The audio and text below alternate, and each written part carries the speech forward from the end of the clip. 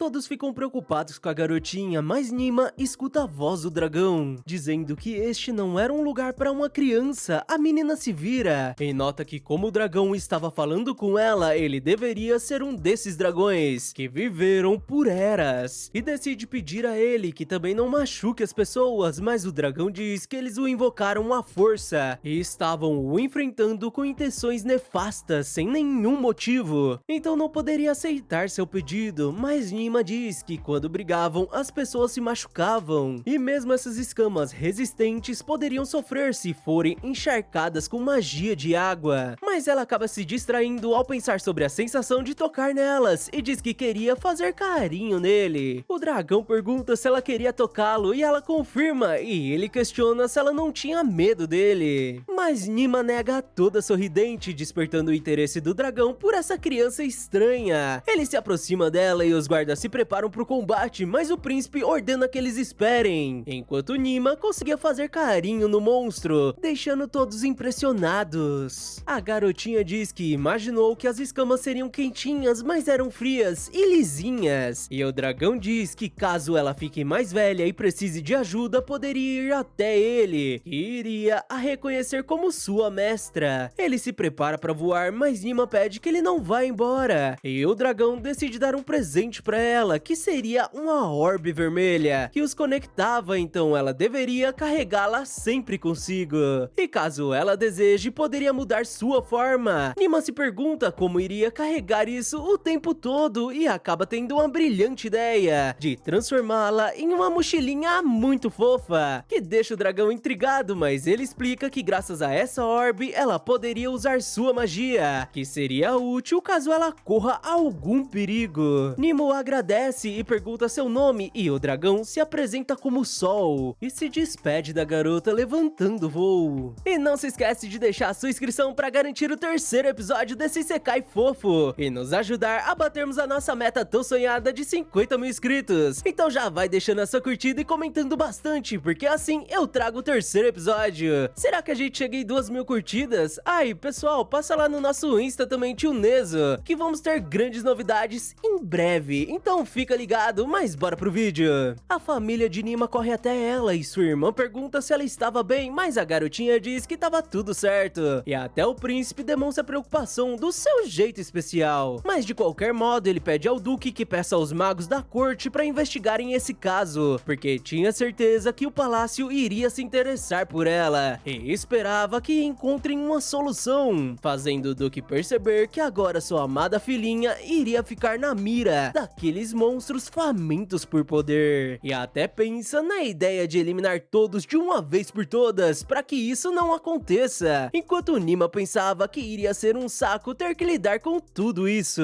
E mais tarde eles vão até o palácio, que estava repleto de gente importante, para discutir sobre o ocorrido com o dragão de fogo. O rei olha para Nefertima e diz que foi informado que a garotinha formou o pacto com a besta, e pergunta se seria verdade, mas o duque nega, porque não era um pacto formal, e o rei questiona se ela poderia usar o poder do dragão, e o duque confirma, porque caso ela deseje, ele iria ajudá-la, mas no entanto, ela não recebeu a bênção da besta sagrada, o que desperta a curiosidade da garota. Enquanto o rei ainda estava em dúvida se Nefertima poderia usar os poderes do dragão para ameaçar o reino, mas o duque se ajoelha e jura pelo seu nome, Dailan Osfi, e Nima não iria fazer mal ao reino, deixando Nima surpresa porque seu pai acabara de fazer um juramento de nome real, e caso ele o quebre, perderia a vida, já que este era o juramento mais forte que se pode fazer neste mundo. O rei decide acreditar nele e questiona se já sabiam o que causou isto, e o diretor do Centro Real de Pesquisas Mágicas, Salzar, explica que não havia qualquer dúvida sobre o círculo de invocação utilizado, já que existiam proteções para caso o invocador recite a invocação incorreta. Então o dragão não poderia aparecer, provando que a invocadora não tinha culpa, então só poderia ter sido obra sobrenatural, ou talvez a vontade de Deus, o que deixa a pequena indignada, porque com certeza tinha sido obra dele, para fazê-lo interagir com as criaturas desse mundo ou algo assim. E o rei pede a opinião do sumo sacerdote, que acreditava ter sido obra da divindade, para guiá-los, já que as bestas bestas sagradas existiam nestas terras porque Deus tinha grandes expectativas em Vossa Majestade e estavam o guiando para uma nova era de tranquilidade, onde os humanos reinam sobre o mundo. Mas sua fala deixa Nima intrigada porque Deus poderia ter falado sobre esses caras, que manipulavam o povo dizendo representar a palavra divina, e graças a isso se metem na política local, mas era melhor ela não tomar conclusões precipitadas, já que tinha certeza que até o fim de sua vida ela poderia descobrir sobre isto. E aliás, o seu maior objetivo nesse mundo era apenas relaxar com coisas fofas, mas ao voltar à realidade, ela nota o príncipe a olhando. Ele pergunta se ela já tinha se cansado, e ela fica bolada por ele estar rindo dela, mas o garoto sugere que ela brinque com Lars, já que devia estar entediada, e o rei concorda com sua sugestão, já que toda essa conversa deve ser muito complicada para uma criança, e permite que ela vá brincar, deixando a garotinha muito feliz com a chegada do tigre. O príncipe sussurra algo para Lars, que dá sua cauda para a garotinha abraçar, e a leva até sua cama de uma forma muito segura. E Nima decide alimentar o tigre, que tinha um potinho de carne do lado da cama. Ele come com a maior delicadeza, enquanto todos a observavam, porque desse modo o tigre até parecia um gatinho comum. Mas as mãos da garota acabam ficando toda babada e uma mulher dá um lencinho pra ela, que a faz se derreter com tanta fofura, deixando a menina confusa, mas ela decide apenas aproveitar o tempo que tinha com esse montinho fofinho e começa a acariciar o tigre, mas acaba adormecendo.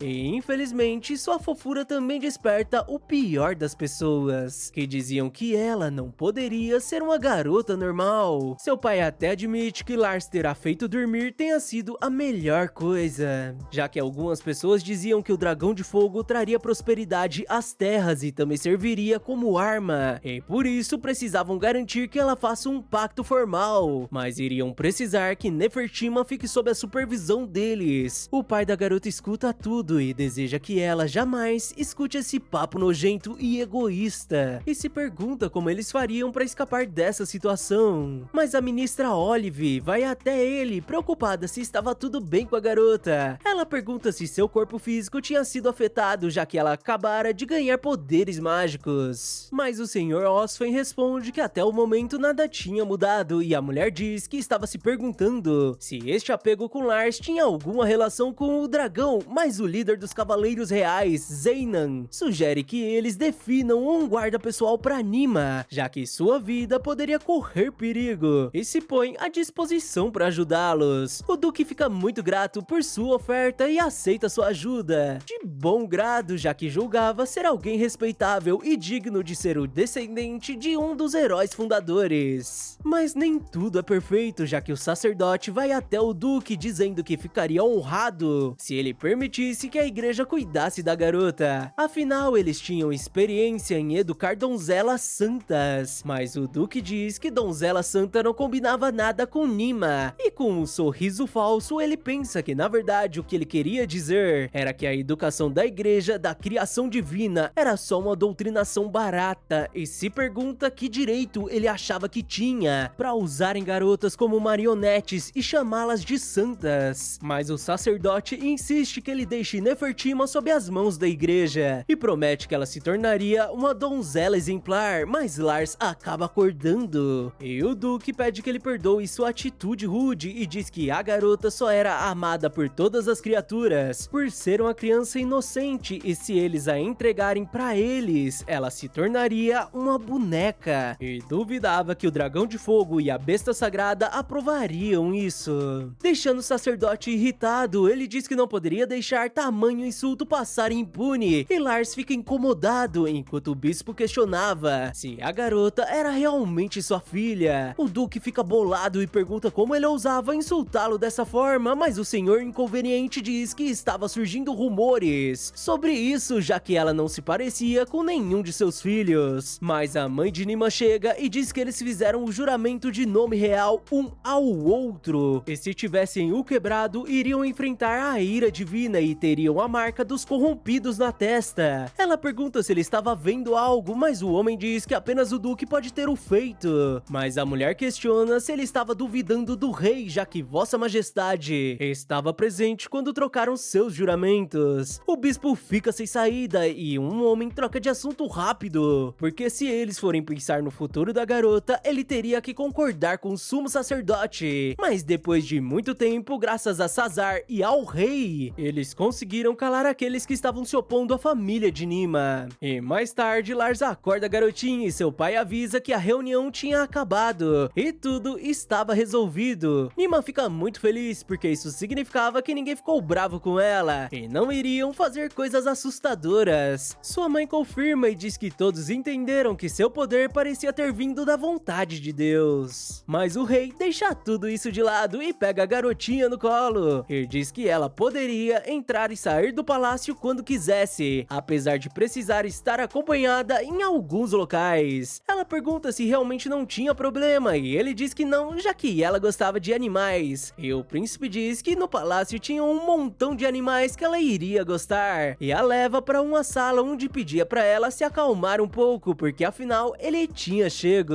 O príncipe permite sua entrada e o comandante do 2ª Brigada, Gwyn, entra na sala e o príncipe diz que ele poderia ficar tranquilo, já que esta era a filha do duque. Ela se apresenta e o príncipe fala que caso algo ocorra no palácio, ela poderia contar com a ajuda do comandante. A menina concorda e o garoto pede que ele a leve até os estábulos dos dragões, o que deixa ele meio decepcionado, e no caminho ele pergunta por que justamente ele tinha que fazer isto, já que ele estava lá, mas Nima pensa que ele estava pensando meio alto demais, mas apostava que servir de babá era a última coisa que um comandante militar queria fazer. Mas a garotinha volta a focar nos dragões, já que queria fazer carinho nos dragões do mundo de fantasia, e precisava que ele a acompanhasse pra isso. Eles finalmente chegam no estábulo e um homem os recebe, e Nima pensa que ele seria um cara legal, já que se abaixou pra ficar na altura dos olhos de uma criança. Ela se apresenta e ele também se apresenta como o capitão dos Cavaleiros Dragões, Dan Yates. Mas Gwyn diz que ele não mudava e aconselha que ele se vista melhor, já que nunca se sabe quando iria receber a visita de um superior. Mas Dan responde que quando se cuidava de dragões, o mais importante seria ter mobilidade. Nima fica meio confusa com a disputa dos dois, apesar dos guardas não estarem surpresos, porque isso era algo rotineiro, já que os dois eram rivais da mesma turma na academia real. Os dois discutem um pouco, mas Nima chama a atenção de Dan porque queria ver os dragões, e ele pede desculpas por aquilo e leva ela até o cercado, e pede que ela apenas os veja, porque se esticasse a mão iria ficar sem ela. Ele explica sobre os diversos tipos de dragões que tinham e seus biomas diferentes, e era possível graças a algumas magias que faziam o deserto ficar quente e as planícies arejadas. A garotinha fica impressionada e pergunta se os dragões não fugiam, e o homem explica que todos estavam ligados por seus nomes reais, então não tinham problemas. Nima diz que todos eram muito fofinhos e Dan concorda com a pequena que apenas queria fazer carinho neles, mas sabia que ele não iria deixar e se pergunta como poderia tocar nos dragões, e sua bolsa começa a brilhar, fazendo os dragões correrem até eles, deixando todos em alerta. Dan tenta fugir com Nima, mas um dragão voador para em frente a eles e o homem fica preocupado. Ele pensa em pegar a menina rápido, mas Nima se aproxima do dragão e diz que ele se chamava Ginzel, deixando todos surpresos. A menina se apresenta e confirma que tinha a orbe do sol e pede que o monstrinho a deixe fazer carinho nele, e o dragão permite, deixando todos de boca aberta. Nima pergunta ao Sr. Dan se poderia brincar com os dragões e ele acaba permitindo, mesmo sem entender nada o que estava acontecendo. E a nossa pequena monta no dragão que a leva para se divertirem, mas ele questiona a criança sobre a presença que sentia do dragão de fogo nela, apesar dos dois não terem firmado um pacto. E Nima confirma que achava que não tinham firmado, mas ouviu a voz de sol vinda da orbe, dizendo que graças a ela, ela poderia falar com todos os dragões. Ginzel diz que compreendia e diz que todos do bando iriam acolhê-la como uma donzela dracônica, e leva a garotinha para se divertirem em vários lugares com vários dragões diferentes, onde ela consegue brincar bastante com todos, além de fazer muito carinho. Enquanto isso, Dan dizia que aquele dragão que a levou era o líder do grupo, e era extremamente orgulhoso e não deixava ninguém subir nele, e admite estar intrigado como ele ficou tão calmo e obediente diante dela, O comandante pergunta se ele sabia sobre o caso do dragão de fogo e ele confirma, apesar de apenas ter o visto voltando para as montanhas. Mas acaba se lembrando que a garota disse algo sobre uma orbe e diz que seria um item lendário que permite ao usuário se comunicar com dragões. E se ela possuía um artefato que apenas um dragão primordial poderia criar, então certamente ela seria a mestra daquele dragão de fogo. Mas o comandante diz que parecia que eles não tinham firmado um pacto formal, mas ainda assim era intrigante que uma garotinha tão nova tenha conseguido algo assim. E logo em seguida, Nima retorna nas costas de Lars e com diversos dragões, deixando os dois ainda mais surpresos que o Sr. Lars também estava ali. E a garotinha diz que ele tinha vindo a buscar, enquanto Dan se perguntava o que raios era essa menina que comandava a besta sagrada e os dragões, como se não fossem nada. Marcando o final do segundo episódio. Muito obrigado quem ficou até aqui e não se esquece daquela mega moral com seu curtida, inscrição e compartilhamento. Mas é isso, valeu e até a próxima!